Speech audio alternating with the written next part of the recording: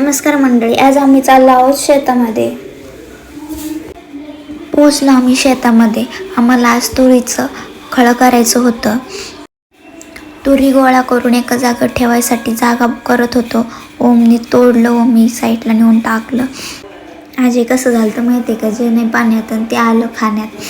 मग काय लागले तुरी गोळा करायला. गेलो हरभरा चोरायला, पण हरभऱ्याला हरभरेच नव्हते, सगळे फुसकेच होते. मग गेलो पाणी पिलो आणि तोपर्यंत सगळा तुरी पण गोळा करून झाला. मग उपनेर तोपर्यंत थोडासा कापूस पण घेतला वेचून.